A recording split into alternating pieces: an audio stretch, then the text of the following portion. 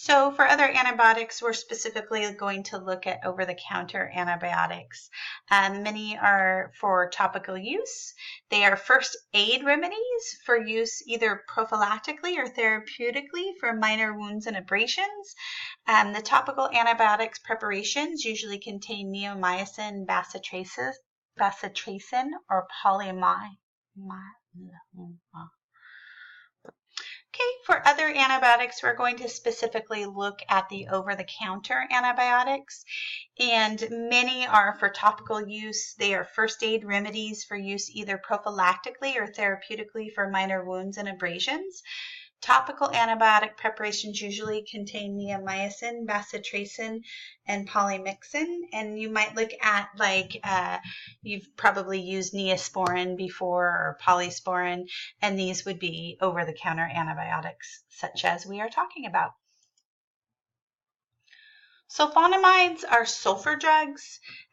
These are antibacterial, slow growth of bacteria while body builds its own defense. They are primarily used to treat urinary tract infections. We also use them with ear infections, and usually in a combination therapy when we're looking to treat for otitis media or for the urinary tract infections. Oral sulfonamides we always want to take with a full glass of water on an empty stomach. That gives it a chance to activate. Sulfonamides may cause photosynthesis. I can't say that word ever, guys. I'm sorry. Photosensitivity reactions.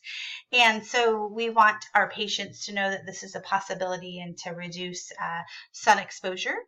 And also we want to let our patients know that usually if we're giving this for a urinary tract infection, we're going to prescribe it for a 2-week period to prevent the development of more resistant infections.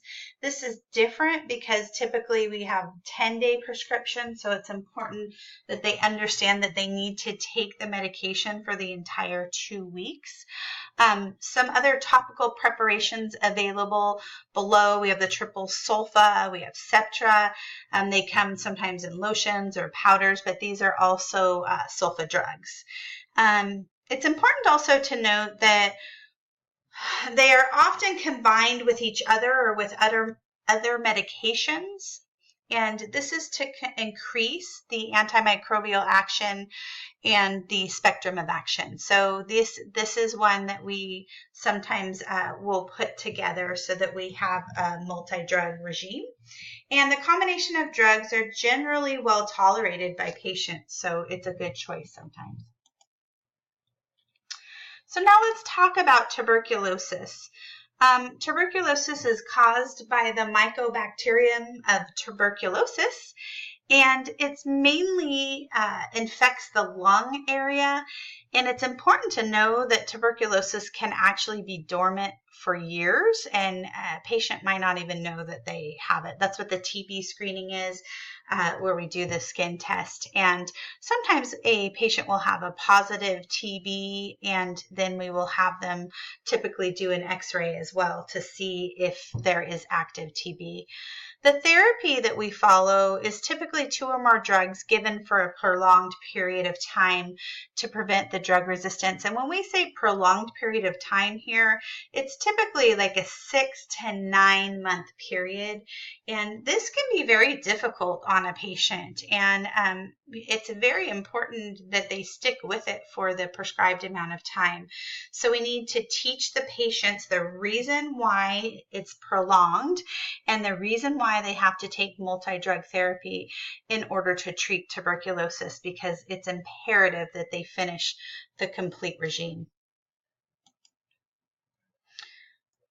So we know some things about treating fungal infections. So fungi include spore-forming yeast and molds that thrive on dead plants and animals.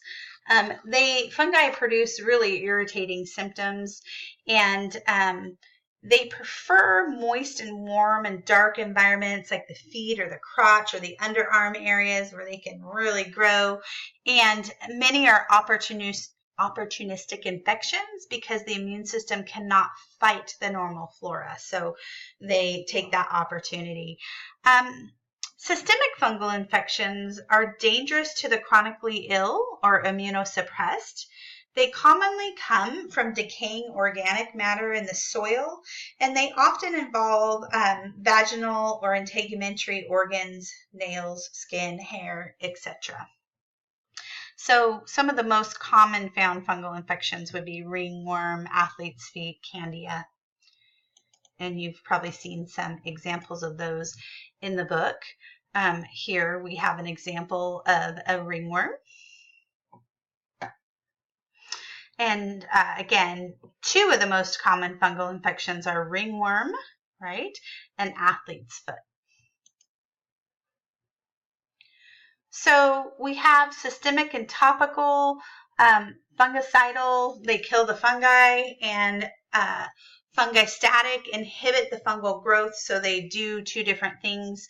Most topical medications are available over the counter, and antifungals are designed to be used for 4 weeks, unless nails. So Lamisil would be one, Desenex, Monostat, these are all forms of treating a fungal infection or medications used too. Okay, so on the viral infections, viruses, strands of genetic material wrapped in a protein, they cannot sustain themselves independently and they must rely on that susceptible host. Difficult to suppress a viral reproduction. Drugs decrease symptoms and they don't cure a viral infection. So this is again why back in the day, even I'd say 10 years ago, we were over prescribing the antibiotics, and basically if somebody came in with a fever and they just didn't feel good, they might walk out of there with a prescription for an antibiotic and truly they had a viral infection. And so sometimes they might take the drug and go, oh, I feel better. And a lot of times it didn't cure it, and many times it's because they waited a couple of days to go to the doctor, and then once they got there and once they filled the prescription, their body was already fighting that. So it's important to know that that the drugs do not cure the viral infection, and resistance to antiviral drugs is a major problem. So with the flu, for example, if we give an antiviral for the flu to shorten the length of time for the flu, if we introduce that too many times, that resistance becomes a problem. But that would be one time when we can give an antiviral drug instead of an antibiotic, and it will lessen the time or duration. Okay, and then classifications, non-HIV infection medications and HIV infection medications. So HIV antivirals, we know that there is no cure for HIV. We have seen dramatic advances in drug therapy, and people are living healthy and prolonged life with a good lifestyle. There is a high cost, and also toxicity is very common. And new drugs prescribed should be agents the patient has never taken, because again, as we start introducing that, we get resistance. So let's talk about malaria. So some serious drug interactions possible when taking the quinine and related to medication. It's also considered a Category X drug for pregnant women, and malaria is caused by an organism entering the blood via insect or vector, usually a mosquito. We see this in a lot of tropical places.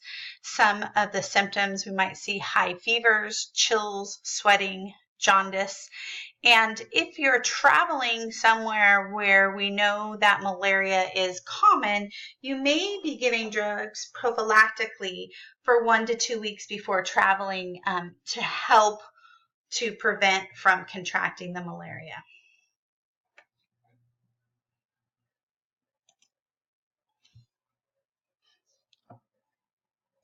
So here are some chemical agents used as antiseptics and germicides and disinfectants. So let's look at the different definitions. So antiseptic, agent reducing, preventing, or inhibiting growth of a microbial flora of skin and mucous membranes without necessarily killing them. So that's what an antiseptic does. Disinfectant or germicide is an agent decreasing the number of microorganisms on an inanimate object by killing the bacteria, and sanitization is the process of cleaning and removing dirt. So here we see antiseptic and disinfectant, and I think you can already see a difference there in the definitions, because for antiseptic, we're talking about microbial flora of skin and mucous membrane, and for disinfectant, it says inanimate objects. So if I say, what is the difference between an antiseptic and a disinfectant? Good. Antiseptics are agents applied to living tissue to clean wounds and prepare skin, and disinfections are applied to inanimate objects. That's how you can remember that. Germicides kill microorganisms and can be used on living or non-living objects. So sometimes you will see germicides. So even though the disinfectant is there on an inanimate object, some germicides can be used on either living or non-living. So here are a couple of antiseptics that we use when prepping for surgery. So we have iodine preparations. Usually we can use like a betadine tincture or a betadine swab of iodine, a betadine swab or a tincture of iodine, and they are rapid acting. They're potent germicides. They usually have like a red stain color so you can see the area where you've applied it.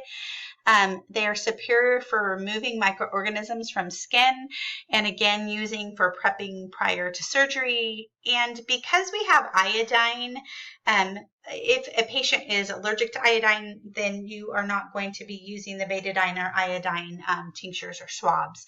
It is very common for a patient to be allergic. We also have another antiseptic. We can use alcohol, and this is to prepare skin for surgery, or we use it also when we're preparing for injections. It's the 70% isopropyl, and it is bactericidal, and it should always be air dried before use, or before, like if you're giving an injection and you're wiping the area correctly, you want to make sure that it's air dried before you actually insert the needle into the skin. So let me ask you another question. What's the difference between antiseptic and disinfectant? Good. Antiseptics are agents applied to living tissue to clean wounds and prepare skin for procedures, and disinfectants are applied in inanimate objects to reduce bacterial growth. Now, did you notice I asked that in 2 different slides and repeated it?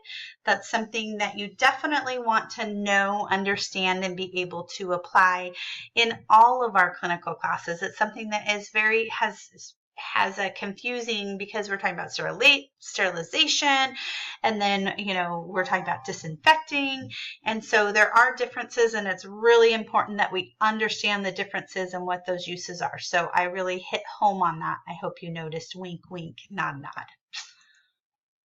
Okay, and here are some more. We've got hydrogen peroxide, silver preparations, so those are more examples. And then lastly, our last side of the day, yay, disinfectants. So again, we use on inanimate objects only, okay? Sterilize or destroy all microorganisms and spores with the dilution. And again, we always want to make sure that we are using the disinfectant properly. We've gone over this in our clinical classes, that we make sure that we know the uses and how to prepare and how to properly use to protect ourselves and others. And that concludes our lecture today. I hope that you now know a lot about, let's go back to Chapter 17, Antimicrobials, Antifungals, and Antivirals. Have a great day. See you in class.